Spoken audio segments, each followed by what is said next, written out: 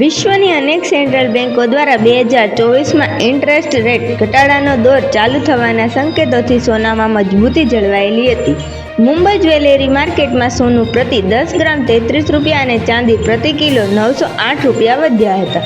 મુંબઈમાં સોનું સતત ત્રીજે દિવસે વધ્યું હતું. છેલ્લા 3 દિવસમાં સોનાના 433 રૂપિયાનો વધારો થયો હતો.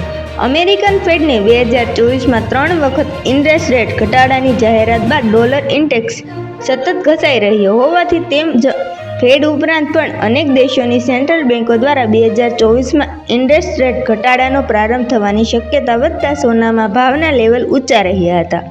સોનું છેલ્લા 24 કલાકમાં 2035 થી 2040 ડોલરની રેન્જમાં રહ્યું હતું.